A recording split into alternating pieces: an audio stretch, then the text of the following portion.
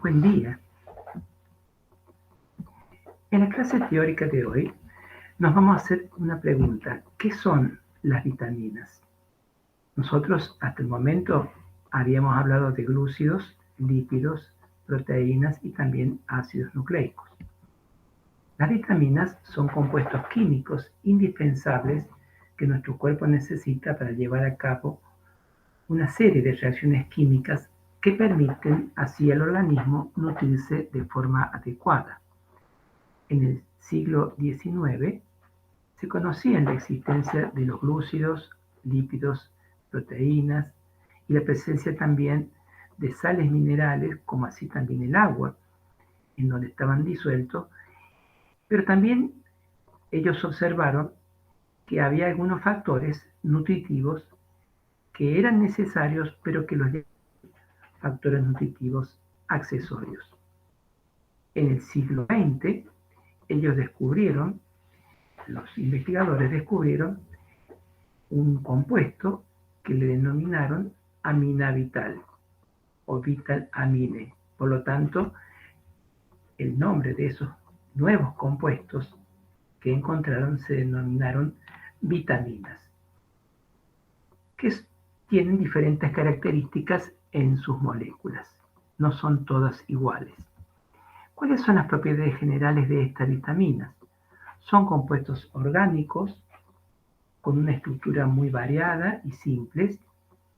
Se los encuentra en los alimentos naturales en concentraciones muy pequeñas. Son esenciales para la salud y el crecimiento normal. Deben ser provistos por los alimentos, ya que no se sintetizan en el organismo. Su carencia se denomina avitaminosis.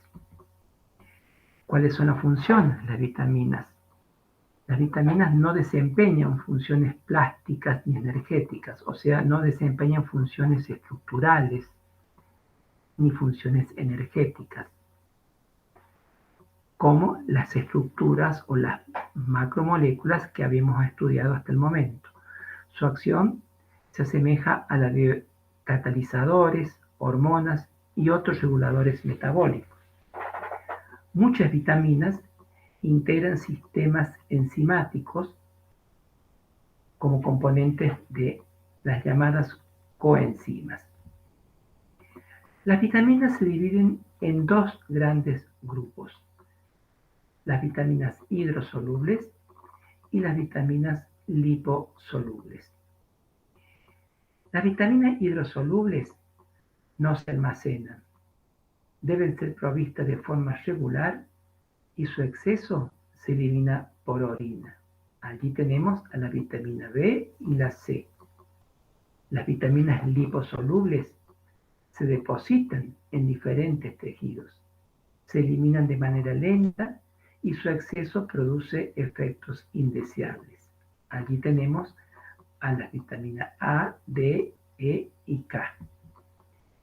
Entonces dijimos que las vitaminas se dividen en dos grandes grupos. Un grupo corresponde a las vitaminas hidrosolubles. ¿Y cuáles son? Son las del complejo B, como la B1, tiamina, la B2, riboflavina, B3, ácido nicotínico o niacina, B5, ácido pantoténico, la B6, llamada piridoxina, la B7 o biotina, la B9 o ácido fólico y la B12 o cobalamina. ¿Por qué el número? El número fue utilizado cuando fueron apareciendo las estructuras de estas vitaminas. Hoy en día se utilizan estos nombres que aparecen a la derecha. La otra vitamina hidrosoluble es la vitamina C. ¿Y cuáles son las liposolubles? La A, la vitamina D, la vitamina E y la vitamina K. Cuando hablamos de avitaminosis, hablamos de carencia de vitaminas y se puede producir por la mala alimentación o la carencia de alimentos frescos. Siempre decimos que una buena alimentación debe tener diferentes colores, como lo muestra aquí la diapositiva. está garantizando este alimento o esta alimentación, cuando es de múltiples colores, que hay también diferentes clases de vitaminas. También se produce la vitaminosis cuando hay un consumo exclusivo de alimentos conservados o cocidos a altas temperaturas. En estos casos pierden su efectividad, pierden su acción, se desnaturalizan esas vitaminas. También puede producirse una avitaminosis por una absorción deficiente en el intestino o por un requerimiento aumentado de vitaminas cuando se requiere consumir más vitaminas durante el embarazo y la lactancia, durante el crecimiento. Y en el caso, por ejemplo, del hipotiroidismo. También se produce una avitaminosis en los excesos desequilibrados en la dieta, cuando se consume gran cantidad de glúcidos o cuando se consume un exceso de alcohol. Vamos a hablar del complejo vitamínico B. Siempre estas figuras que se presentan en la diapositiva no están puestas simplemente para embellecer la diapositiva, sino que les está indicando a ustedes dónde se encuentran las vitaminas, cada una de estas vitaminas que vamos a hablar. Entonces hablemos del complejo vitamínico B. Nosotros recién nombramos cada una de estas vitaminas del complejo vitamínico B y dijimos que son coenzimas o forman parte de coenzimas. Hablemos de la vitamina B1 o tiamina. Como ustedes pueden ver en esta figura, está constituida de esta estructura que se llama pirimidina unida con un grupo tiazol.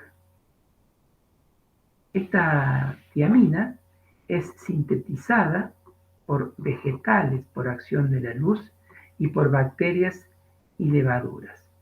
Y es una vitamina estable al calor seco. Como ustedes pueden ver, se la pueden encontrar en los cereales, en panes fortificados, en el pescado, en carne magra, en la leche. Siguiendo con esta estructura, puede formar el llamado difosfato o pirofosfato de tiamina. ¿Cuándo? Cuando en este grupo etanol presente en este grupo tiazol, que tiene un grupo alcohólico, se le une dos fosfatos. Por lo tanto, este compuesto entero se llama difosfato o pirofosfato de tiamina. ¿Dónde interviene este pirofosfato de tiamina?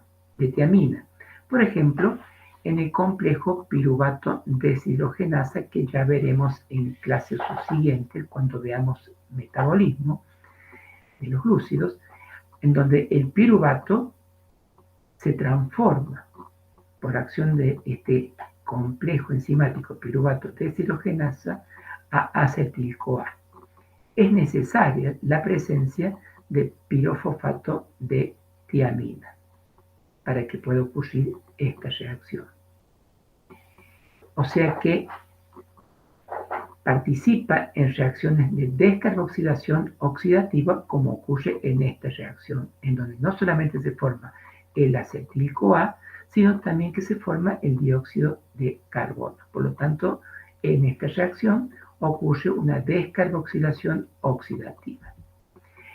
En otra reacción donde participa el pirofosfato de tiamina es en la descarboxilación oxidativa del alfa-cetoglutarato a succinil-CoA. Como ustedes pueden ver, se produce el dióxido de carbono.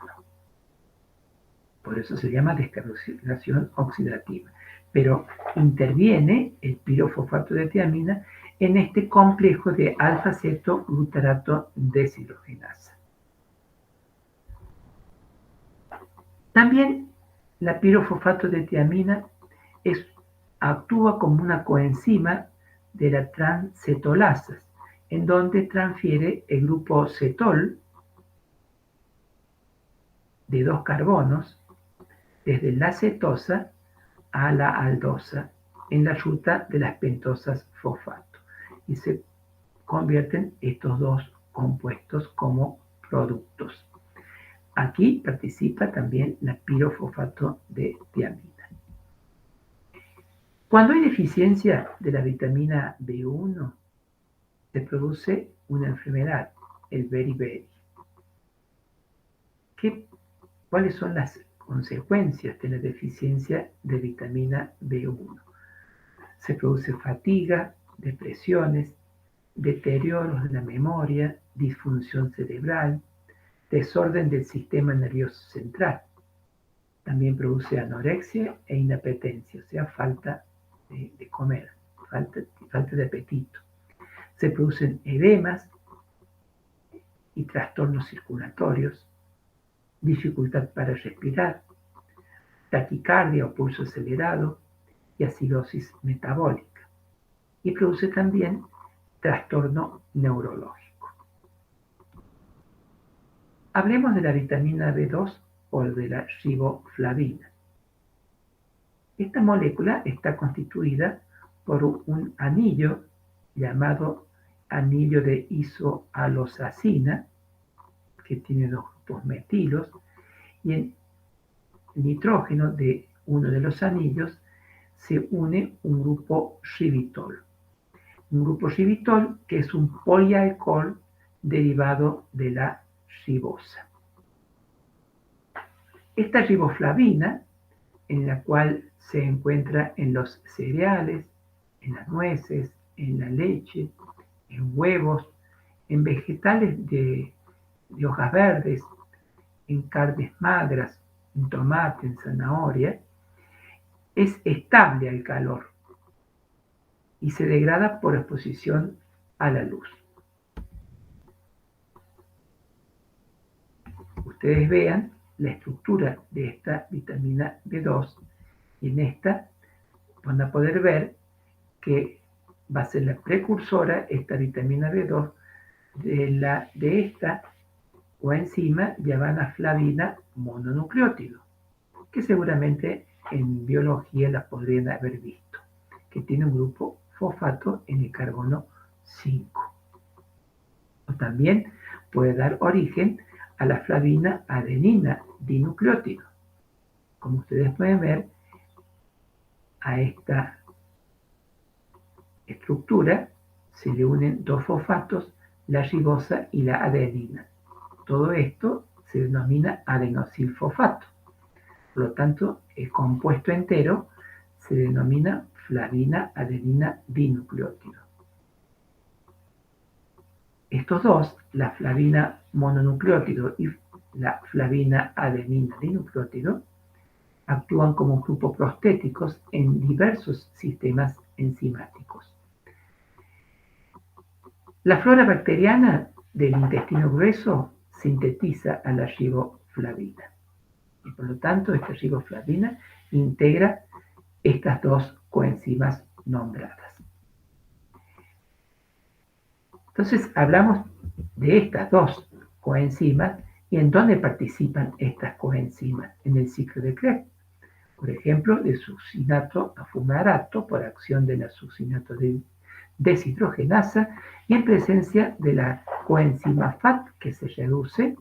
Aquí ven ustedes cómo participa esta coenzima que se originaba de la riboflavina.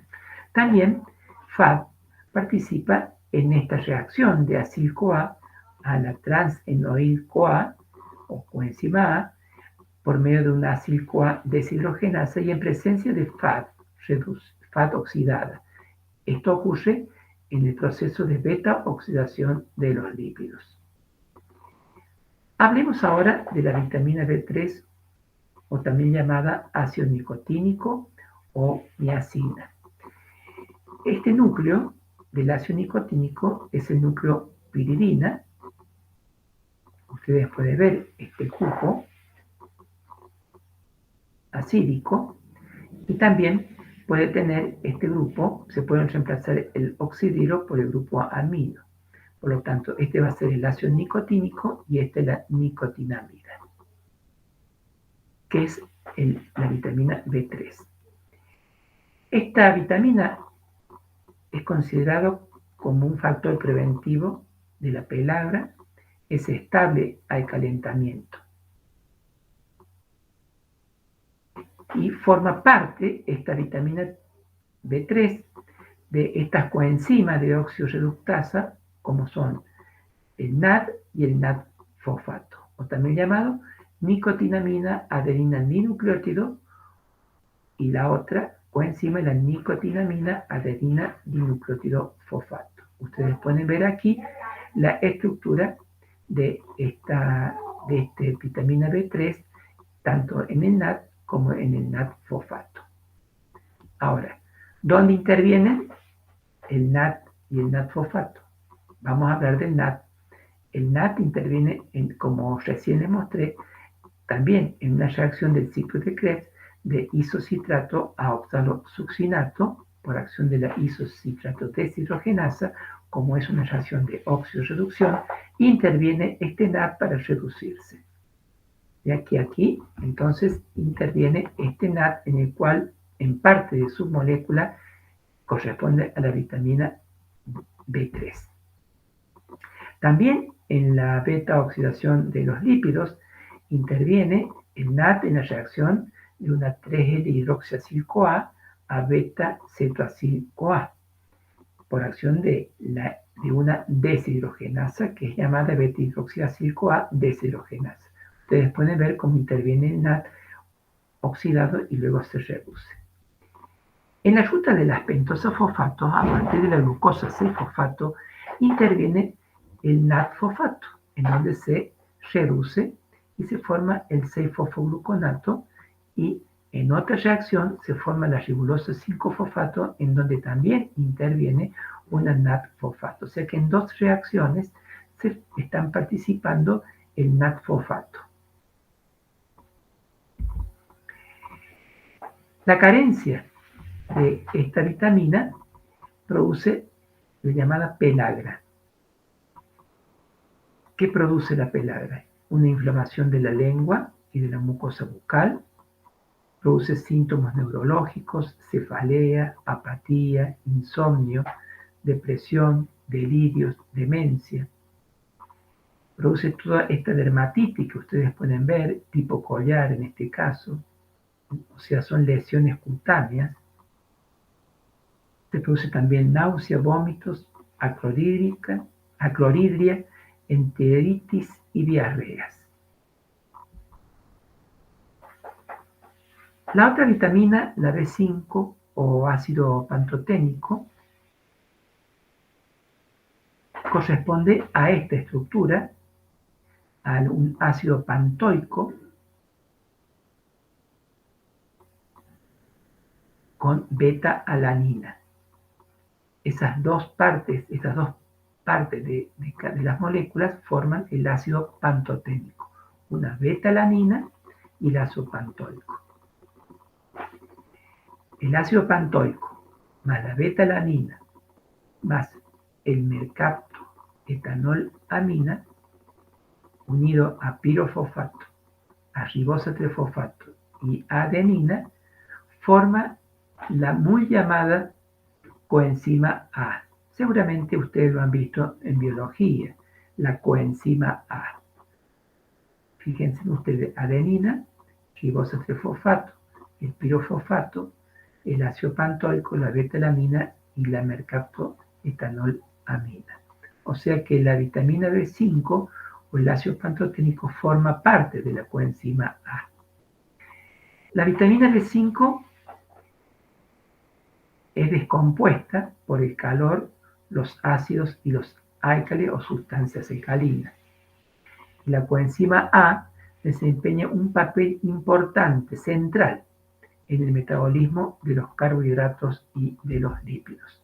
Ustedes recordarán que en el metabolismo de los glúcidos, como de los triacilgliceroles, como de los aminoácidos, se puede originar el acetil-CoA.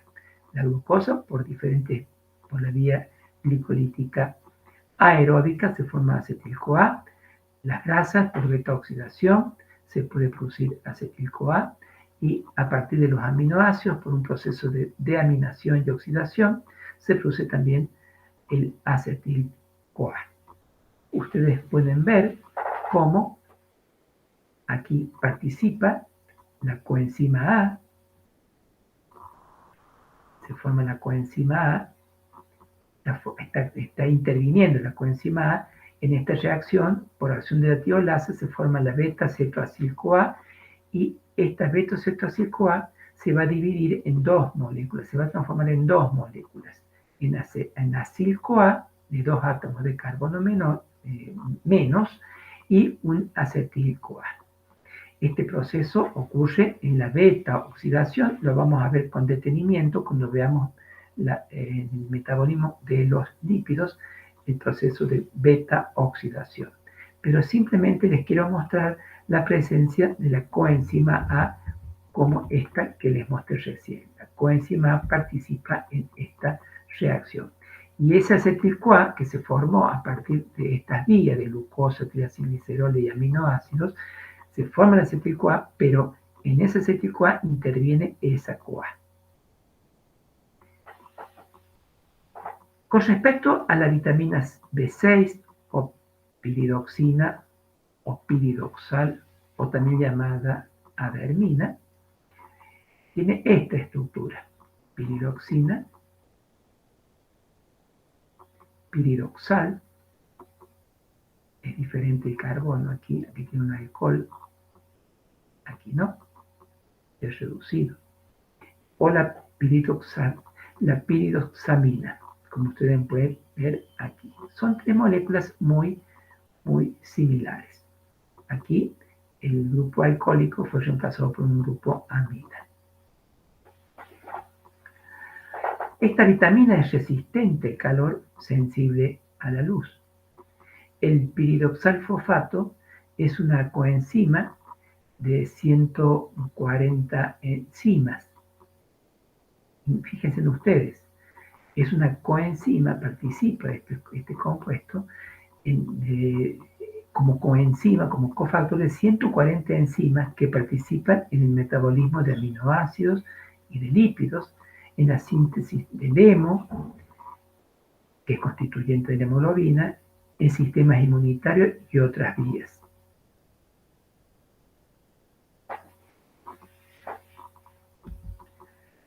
La vitamina B7 o biotina tiene esta estructura, está constituido de dos ciclos heterocíclicos con un resto ureído. Está sintetizada o es sintetizada por la flora bacteriana del intestino y es estable al calentamiento. Ustedes pueden ver en esta reacción de bicarbonatos más piruvato, por acción de la piruvato carboxilasa, se forma el oxaloacetato. El ATP se transforma en ADP, porque esta reacción necesita energía. ¿Quién interviene aquí en esta reacción? La biotina, o sea, la vitamina B7.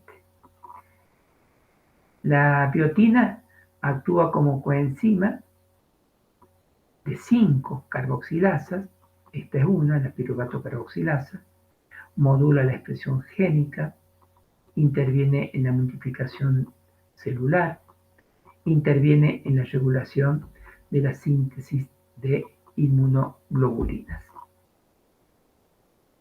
¿Y qué vamos a decir ahora del ácido fólico o vitamina B9? Fíjense ustedes cómo está constituida la estructura del ácido fólico. Tiene un núcleo bicíclico, pteridina, el ácido para-aminobenzoico y glutamato. Es estable al calor. Este compuesto se llama ácido tetrahidrofólico. Participa como coenzimas en reacciones de transferencia de restos monocarbonados en el catabolismo de los aminoácidos, en la síntesis de purina y pirimidinas, en el desarrollo del sistema nervioso central. Fíjense ustedes que hay tomates, coliflor, también los cereales, el pan, los cítricos, algunas carnes tienen ácido fólico. Y es muy importante el ácido fólico porque hay que hacer intervenciones antes del embarazo. ¿Y cómo se hace esa intervención? Suplementando con ácido fólico. Hay que agregar un suplemento de ácido fólico antes del embarazo. El ácido fólico es una de las vitaminas del complejo B de gran importancia antes, durante el embarazo, ya que su ingesta adecuada disminuye el riesgo de que el bebé por nacer padezca de los defectos del túbulo o del tubo neural. ¿Y qué es el tubo neural? Es esa estructura que da origen al cerebro y la médula espinal en los primeros 3 meses de la gestación. Si este tubo neural no tiene una buena maduración y no se cierra correctamente, pueden aparecer defectos como por ejemplo la espina bífida, el encefalocele y la anencefalia. ¿Qué significa eso? Un cerebro pequeñito o sin cerebro. La anencefalia no es compatible evidentemente con la vida. Y la espina bífida puede dar síntomas de parálisis infantil, falta de control de los esfínteres y problemas en el aprendizaje. ¿Cuándo se administra el ácido fólico? 2 meses antes del embarazo hasta 3 meses después de iniciado el embarazo. Generalmente se lo administra en combinación con el sulfato ferroso. En mujeres obesas a veces hay que aumentar la dosis del ácido fólico. Y esa evidencia de la falta de ácido fólico, evidentemente, en la evidencia del ácido fólico es todas esas alteraciones que vimos recién, que les acabo de decir de la espina bífida, del encefalocele o la anencefalia. Pero el aporte del ácido fólico reduce la incidencia de defectos del tubo neural en un 72%. En cuanto a la vitamina B12, o también llamado cobalamina o factor antianemia perniciosa, es una molécula, como ustedes pueden ver, bastante compleja. Está constituida de un anillo tetrapirrólico. Ustedes recordarán este anillo tetrapirrólico cuando hablamos de hemoglobina. ¿Y qué tenía la hemoglobina en el medio de ese anillo tetrapirrólico? Hierro. En este caso tiene cobalto. Y también ese cobalto se une por enlace covalente con los nitrógenos de los grupos pirroles y se une también a un nucleótido o a otra estructura. O sea que tiene 6 tipos de uniones covalentes. Fíjense ustedes aquí que también la vitamina B12 tiene el nucleótido, como ustedes pueden ver, unido a este anillo tetrapirrólico. Bueno, aquí pueden ver de dónde pueden aportar desde hígado, riñón, de los pescados, de los huevos, de los quesos, pueden dar los aportes de la vitamina B12. Es importante la vitamina B12 para el metabolismo, para la formación de los glóbulos rojos, ya que cuando no está presente en cantidad suficiente la vitamina B12, se produce este tipo de anemia, se llama megaloblástica, en donde estos compuestos son bastante más grandes que comparado con el glóbulo rojo y los glóbulos blancos normales. Por eso es muy importante, digamos, tener niveles apropiados de vitamina B12. Son muy importantes para el mantenimiento del sistema nervioso central.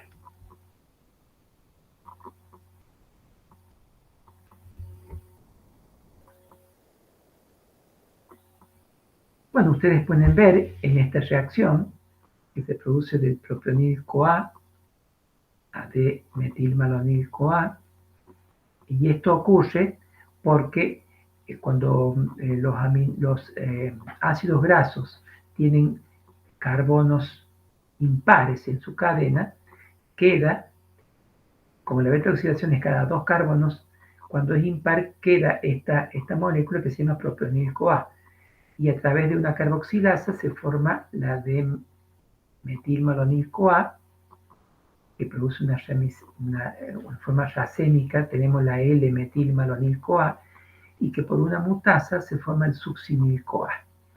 Y esa succinil-CoA está presente en el ciclo de Krebs. En esta reacción de la L-metilmalonil-CoA a succinil-CoA está presente la vitamina B12. Eso es muy importante. Hemos hablado de las vitaminas hidrosolubles del complejo B y vamos a hablar algo de la vitamina C. Como ustedes pueden ver, los cítricos tienen un alto contenido de vitamina C, por lo tanto hay que consumir mucho cítrico. La molécula de esta vitamina C corresponde a este ácido ascórbico o ácido L-ascórbico, que es la forma activa, también llamada alfa-cetolacetona. Es un enérgico reductor. Fíjense, comparen, tienen oxidrilo aquí, y ¿qué pasó ahora? Un enérgico reductor cede los hidrógenos, y el compuesto que tenemos ahora es ácido L-deshidroascórbico. Fíjense en la molécula, entonces, cómo se transformó. Las fuentes de vitamina C son las frutas. Tienen los cítricos, kiwi, el mango, la papaya, la piña, las fresas, frambuesas, moras, arándanos, sandía o melón. O de origen animal, como son el hígado, el corazón y el riñón. O vegetales, como brócoli, coles de Bruselas, coliflor, los pimientos rojos y verdes, espinacas, la papa, el camote, tomates, etc. Las propiedades: la vitamina C es cristalina, blanca, soluble en agua, insoluble en lípidos y solventes orgánicos, no es afectada por el congelamiento, pero sí es afectada por la cocción, se absorbe en el intestino delgado y se oxida por la presencia de cobre. Por lo tanto, no hay que guardar vitamina C en recipientes de cobre, porque si no se oxida. Hay necesidades diarias de vitamina, en el cual el adulto normal son 45 miligramos de vitamina C por día. Esa necesidad se incrementa en el embarazo y se incrementa en los lactantes. Y cuando hay procesos febriles o infecciosos, diarrea, traumatismo, etc., es importante un mayor aporte de vitamina C. Dijimos que es un antioxidante, o que tiene la capacidad reductora como una de las funciones de esta vitamina. Actúa como cofactor en reacciones enzimáticas, mantiene la estructura normal de las fibras colágenas, conjuntivo, hueso, cartílago y dentino. Participa en la hidroxilación de prolinas y lisinas en el colágeno. Recuerden ustedes que el colágeno tenía lisinas, prolinas, hidroxilisina e hidroxiprolina.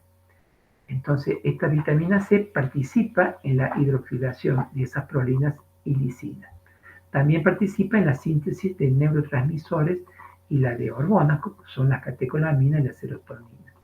Y participa en la reducción del hierro más 3 a hierro más 2 en el intestino, para que se absorba, para que pueda ser absorbida a nivel intestinal o en el enterocito, como hierro más 2. Su avitaminosis en el ser humano produce el llamado escorbuto, causa el escorbuto. Antiguamente, en los viajes largos, en las carabelas, que duraban meses de viaje por el mar, en general los marineros presentaban este cuadro con petequias, y todo este cuadro de debilidad y fatiga, anemia, hematomas, encías sangrantes, dientes flojos, dolores articulares, defectos en la calcificación de huesos y dientes, y justamente era por la falta de consumo de alimentos con vitamina C, que en general eran los cítricos. Se consumía inicialmente los cítricos y luego había carencia de cítricos y se producía esta enfermedad que es llamada escorbuto. Entonces, las vitaminas se dividen en dos grandes grupos, y otro de los grupos son las liposolubles. Y dijimos que las liposolubles encontramos a la vitamina K. ¿Por qué se la define K? La vitamina K es una palabra danesa, coagulation, que pertenece al grupo de las vitaminas liposolubles. Fue descubierta en el año 1929 por Heinrich Damm, dinamarqués, que junto con Edward Dorsey de Estados Unidos recibieron el premio Nobel en el año 1943. Ambos investigadores trabajaron sobre la vitamina K y sobre todo por su importancia en los procesos de la coagulación. Por eso es que se la conoce como la vitamina de la coagulación o la vitamina antihemorrágica, ya que interviene en la formación de numerosos factores que participan en la coagulación sanguínea y por lo tanto así evitando las hemorragias. Hay una familia de vitamina K. Tenemos la vitamina K1 o también llamada filoquinona, que proviene de los vegetales de hojas oscuras, por ejemplo la alfalfa. También proviene del hígado, de aceites vegetales y de cereales integrales. La otra es la vitamina K2, o también llamada farnoquinona o menaquinona, que es producida por bacterias del intestino y por la harina del pescado en putrefacción. Y la otra es la vitamina K3 o menadiona, que es una variante sintética que es utilizada como suplemento cuando se presenta deficiencia de la vitamina K. ¿Cómo es su estructura? Tiene una cadena lateral fitilo y dos ciclos. Todos estos dos ciclos se llaman naftoquinona. Así tenemos nosotros la fitonadiona o vitamina K1. ¿Cómo se le denomina a esta estructura? 2-metil, porque tiene un grupo metilo en el carbono 2, 3-fitil, que es el grupo fitilo, 1,4 naftoquinona. O también la farnoquinona, que correspondía a la vitamina K2, que tenemos también las 2-metil, el 3-difarnesil, que es una cadena carbonada más larga, 1,4 naftoquinona. Y esta molécula que vemos aquí abajo, correspondiente a la vitamina K3 o menadiona, es llamada 2-metil 1,4 naftoquinona, o sea que no tiene esta cadena lateral, esta molécula un poquito más simple, pero que tiene también propiedades todas de vitamina K. Son solubles en grasa, son estables al calentamiento, son estables a agentes reductores, sensibles a la luz, sensibles a sustancias alcalinas, a ácidos fuertes. Son muy sensibles a agentes oxidantes y sensibles al congelamiento. Ustedes pueden ver en esta diapositiva, no es necesario que sepan la cantidad de vitamina que hay en cada una de estos componentes, simplemente para mostrarles el contenido de vitamina K cada 100 gramos de cada uno de estos alimentos. Fíjense en ustedes el col fermentado, que es llamado chucrut, muy comido por los alemanes, 1540 miligramos tiene. Muy importante, el aceite de girasol virgen, 500 miligramos de vitamina K, las espinacas, el coliflor, la lechuga, entre 200 y 400 miligramos, la harina de soja, el corazón de pollo, el hígado de bacalao, y en menos cantidad el queso y el huevo, pero ambos tienen vitamina K. También la vitamina K necesita la presencia de bilis en el intestino delgado, y esto implica que para satisfacer nuestras necesidades es necesaria la ingesta de alimentos grasos para que puedan ser absorbidos. La filoquinona es absorbida en el intestino delgado por intervención de esas sales biliares, el jugo pancreático y las grasas provenientes de la dieta. Se transporta la filoquinona a través de la linfa, incorporada a unas lipoproteínas que ustedes ya conocen, llamadas kilomicrones, y se deposita en el hígado. Y desde el hígado va a pasar a la circulación con las lipoproteínas de muy baja densidad, llamada VLDL, que transfieren una parte de la filoquinona a la lipoproteína HDL. Estas lipoproteínas ustedes ya la estudiaron cuando vieron lípidos, y lo van a volver a estudiar cuando vean el metabolismo de los lípidos. Las funciones de la vitamina K, una de las funciones principales de la vitamina K es la participación en la coagulación sanguínea. La vitamina K en el hígado participa en la síntesis de algunos factores que forman parte de la llamada cascada de coagulación, que son los factores 2, 7, 9 y 10, y las proteínas S, C y Z que frenan la coagulación.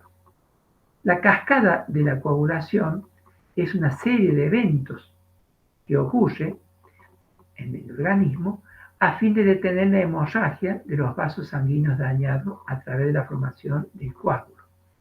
O sea, es muy importante la vitamina K para la coagulación de la sangre. Implica así una serie de reacciones enzimáticas en cascada.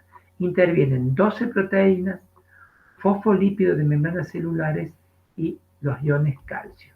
Y aquí les quiero mostrar a ustedes cómo es la cascada de la coagulación. Si bien nosotros no vamos a profundizar las etapas de la coagulación de la sangre, pero aquí tenemos dos vías, la vía intrínseca, que es la que está a la izquierda, y la vía extrínseca, la que está aquí a la derecha.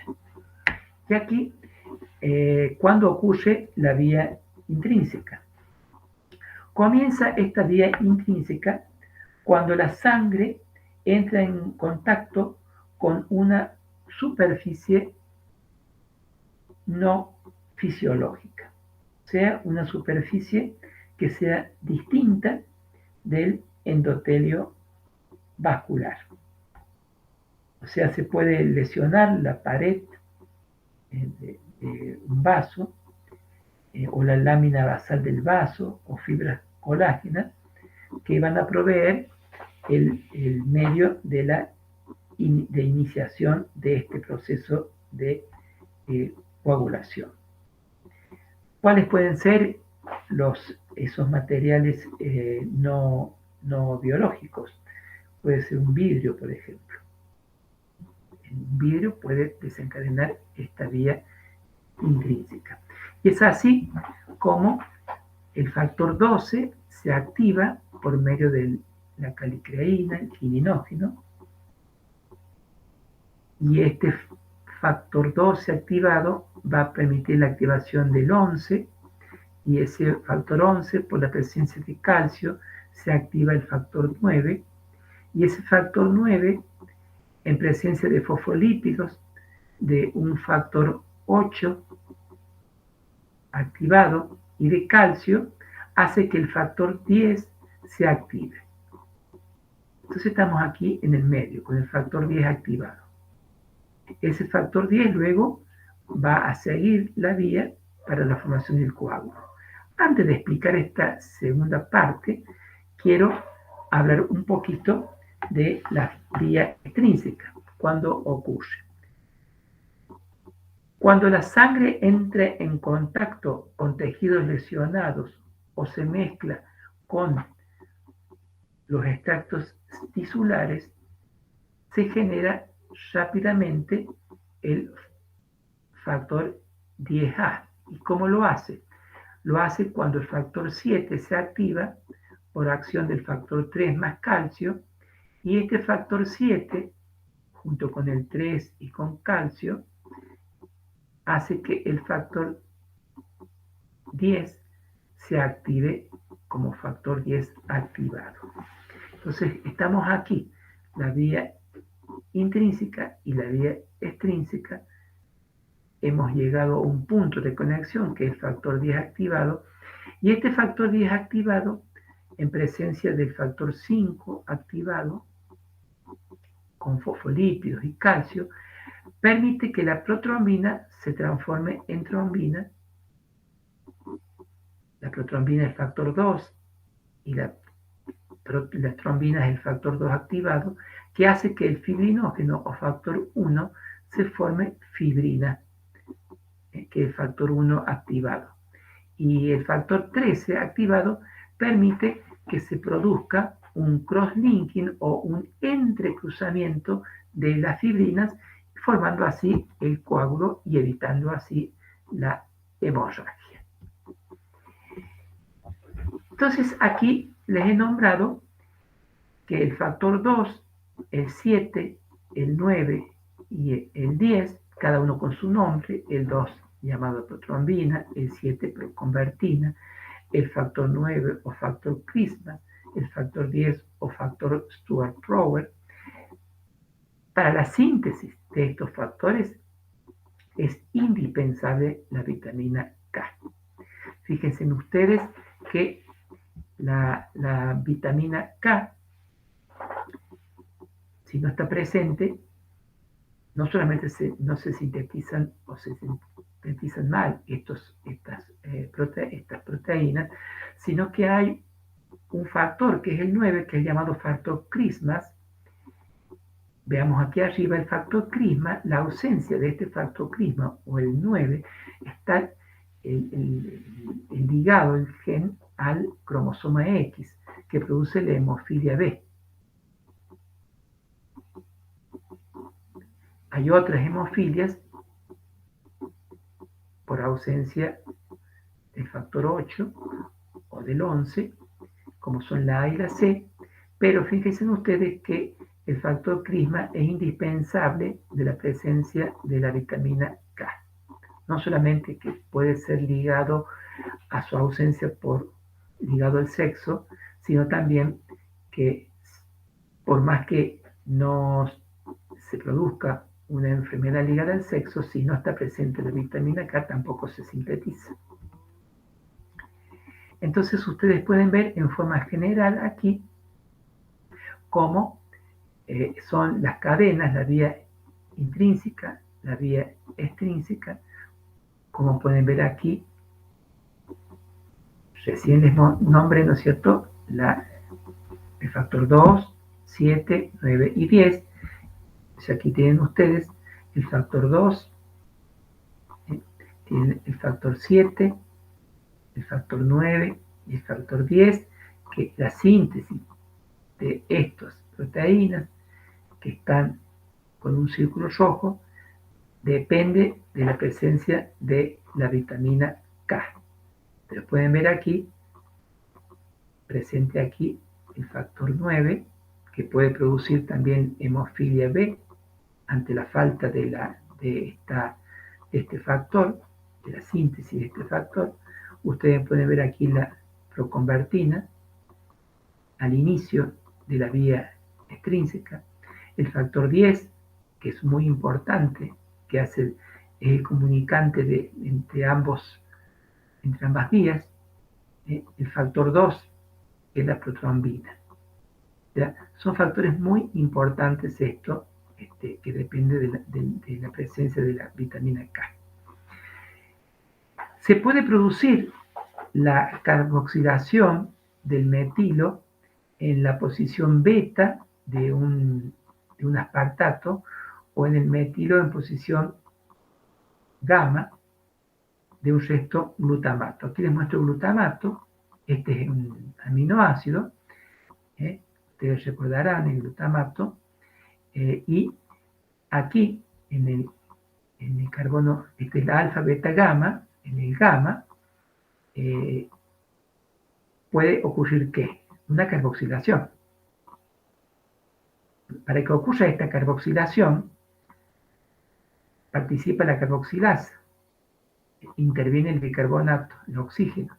Pero también, ¿qué necesita? Necesita la vitamina K. Para que se produzca esta carboxilación en esta posición gamma, necesita la vitamina K. Y es muy importante la presencia de este grupo de este carboxilo en esta posición, porque es el lugar en donde se va a pegar el calcio. Por eso que la vitamina K es un cofactor de la carboxilasa, y la presencia de esta gamma carboxiglutamato actúa como el quelante del calcio, que es imprescindible para la coagulación. Y ese glutamato está presente en todas esas proteínas que vimos recién. La vitamina K, en cuanto al metabolismo óseo, ¿cuáles son las funciones? Una proteína ósea llamada osteocalcina requiere de la vitamina K para su carboxilación, postreducción, es una carboxilación postreducción, promoviendo así la mineralización y remodelación del hueso. Es así que la vitamina K ayudaría a aumentar la densidad ósea y evitaría fracturas en personas con osteoporosis. Hay una serie de consecuencias por la deficiencia de vitamina K en los adultos. Eso incluye, por ejemplo, sangrado de nariz con epistaxis, sangrado de encías, la gingivomorragia, el sangrado en la orina o hematuria, el sangrado de las heces, o también llamada melena, o menstruación abundante o menorragia, o la presencia de moretones ante mínimos traumatismos. En infantes es más probable que ocurra la deficiencia de vitamina K en el recién nacido, especialmente en los prematuros que solamente se alimenten de leche materna o cuyas madres tomaron una medicación compulsiva. Pensemos que la leche materna contiene una proporción de vitamina K relativamente baja en comparación con la fórmula de leche de vaca. ¿Cuáles son las antivitaminas o antagonistas de la vitamina K? Tenemos el dicumarol, que es un antivitamina o un antagonista de la vitamina K, que produce la hipoprotrombinemia. Y tenemos al warfarin, que es una molécula utilizada como raticida, o sea, es para eliminar las ratas. Estas antivitaminas o antagonistas de la vitamina K prolongan el tiempo de coagulación, el dicumarol, ¿no es cierto? Prolongan el tiempo de coagulación en el tratamiento de pacientes con tendencia a la coagulación intravascular, evitando así la trombosis. El warfarin es utilizado solamente para matar la rata, pero este compuesto ingerido por un ser humano puede llevar a la muerte.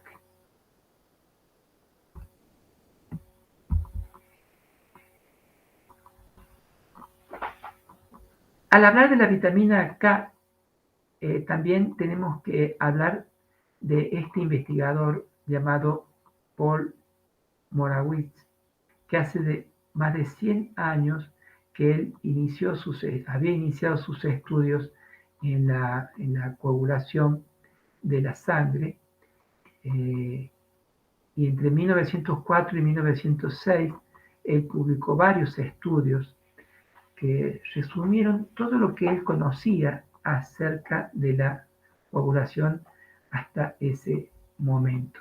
Evidentemente que él lo publicó en alemán, en idioma alemán, y este artículo habla sobre las contribuciones sobre el conocimiento de la coagulación de la sangre, trabajo de Morawitz sobre la nueva teoría de la coagulación. Eso es lo que dice aquí en el título del trabajo. Siempre cuando uno habla de algunos componentes, también hay que hablar de quienes dieron los primeros pasos en el estudio de esos componentes. Este señor Morawitz, este investigador, hizo sus primeros pasos, que luego continuaron otras personas, como lo dije al inicio, también para otros investigadores. Entonces nosotros hasta el momento hemos visto los macronutrientes, como los carbohidratos, las proteínas,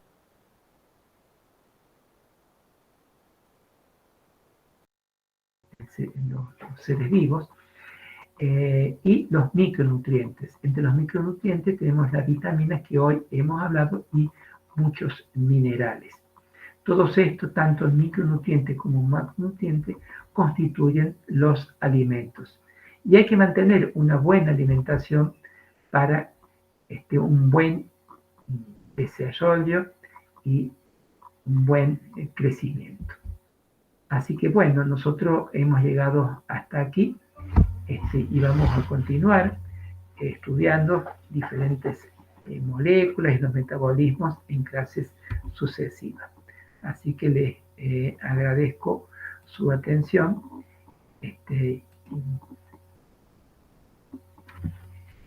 Lo espero entonces en la próxima clase.